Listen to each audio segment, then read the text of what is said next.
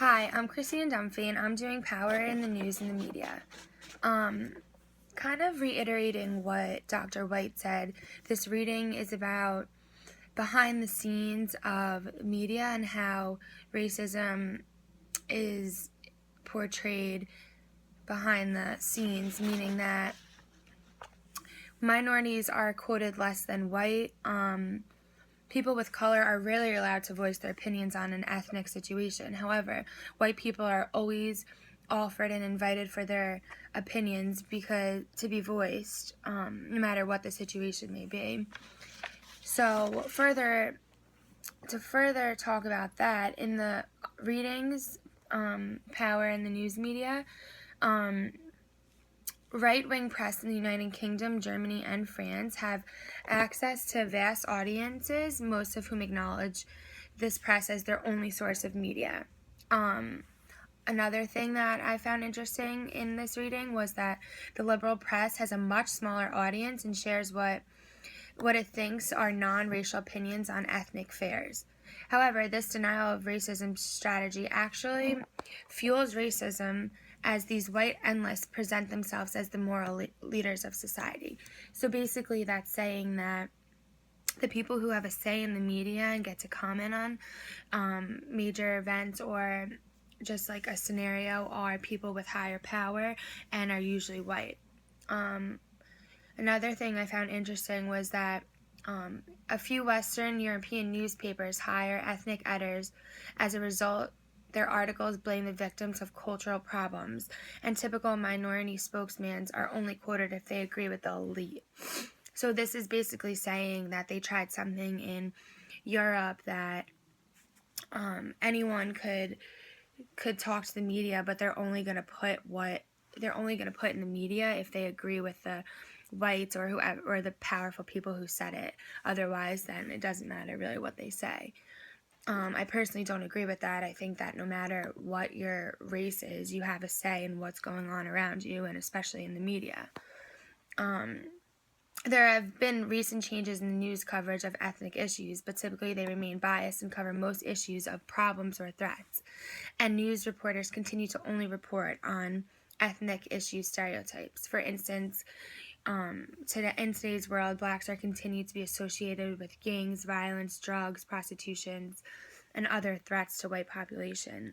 An example of that is there's a recent documentary called Fantastic Lies, and it's about a young African-American stripper who the Duke men lacrosse players hired at a party, and she accused them of rape. Now, the people protesting for this African-American woman trying to get these guys guilty were all African-American, and they looked as these Duke men's lacrosse players as that they had more power, and like that's why they weren't getting proven innocent, because white people have more power and more say in the media, which I don't think is appropriate. But however, in the documentary you could see really how it was African Americans who really didn't have a say, and they were only trying to get the whites in trouble because they thought that the whites were not getting in trouble because that they were white and they do have a higher role in the society and what they say.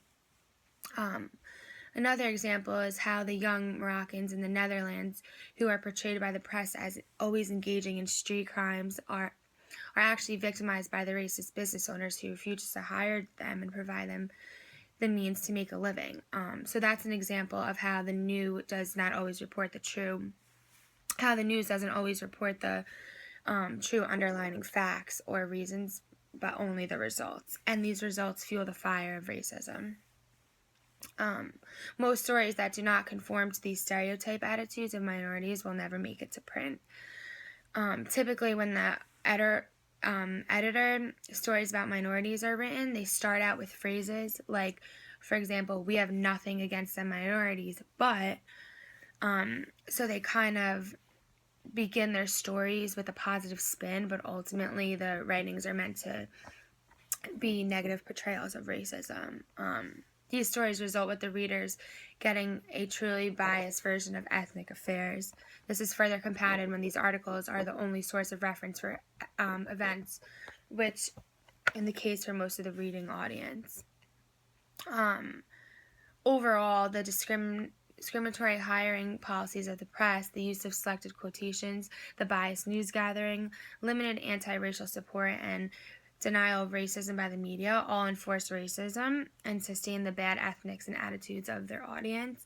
I also put a link with the Huffington Post about the case in Furlington, how that the white cop shot an African American, and they were still trying to help the white cop get away with it because the guy was African American, which I also don't agree on. But for the most part of this article, or the reading power in the news media, it's pretty much, I do agree with how it's a problem in today's world, and I do believe that no matter what race, gender, ethnicity, you should have a say in the world around you, because ultimately everyone is equal and we all live in the same world.